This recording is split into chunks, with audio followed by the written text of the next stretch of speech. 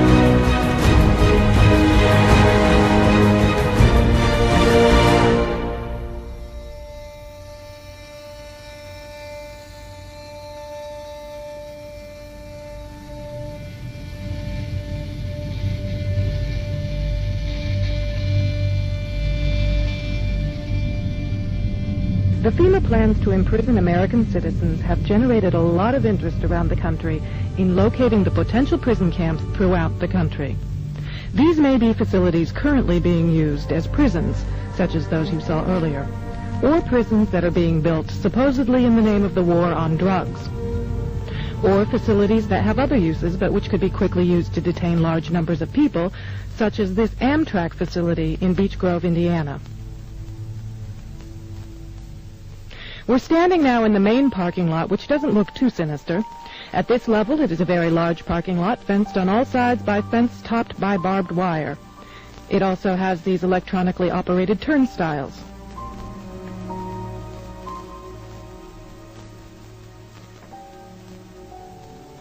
There is also a surveillance camera, just like we saw at the FEMA facility, pointing out to the parking lot, and a helicopter windsock. All of these apparent security measures are particularly unusual here, because this is a very low crime area, and this facility is nothing but an old train repair station with nothing in it worth stealing. In this portion of the parking lot is a brick building, suitable for processing, next to a gate that leads right out to the railroad tracks, and all of this is contained inside a fully fenced area, now 3 layers deep in fencing at this point. This U.S. Air Force train indicates federal and military involvement. Facing the opposite direction, you can see that this area, too, is a very large fenced area with railroad track running the length of the fence and plenty of warehouses.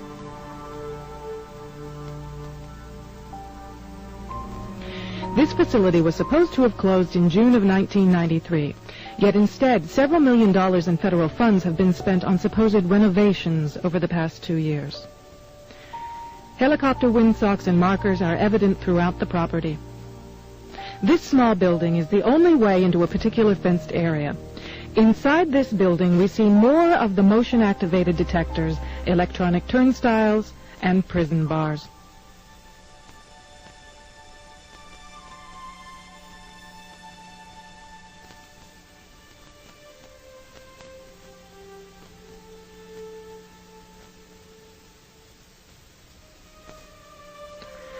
All of the renovations to this property have involved putting in new fencing, electronic turnstiles, concrete flooring in unused warehouse buildings, and putting in large gas furnaces on buildings that were never heated any time in the past 20 years.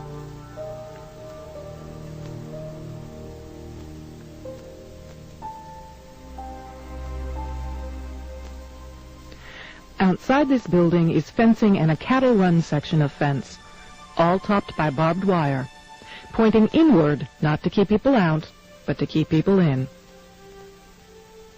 This was common throughout the facility, particularly the new fencing that had been erected.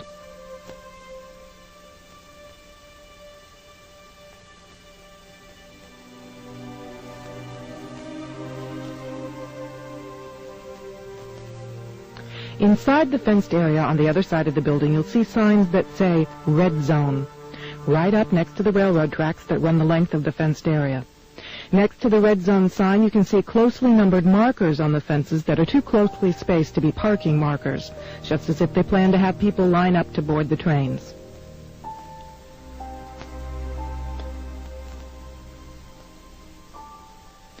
Here's a helicopter marker on the power lines outside the facility, indicating expected helicopter traffic, and again, another tall radio antenna.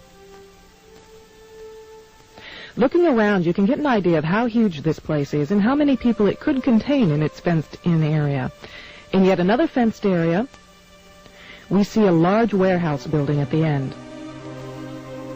with the electronic turnstiles in front of it. The building is one that has a new concrete floor,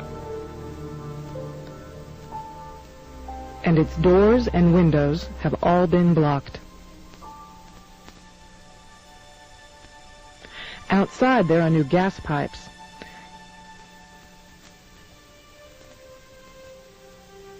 Even as we were filming, a black helicopter flew over us, observing what we were doing, which has happened many times when we have been at the facility.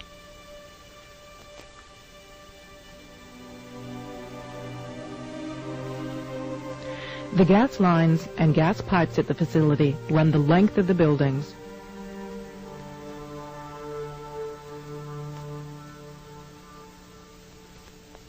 And come out at some very, very large brand new furnaces that have been installed at the buildings throughout the facility.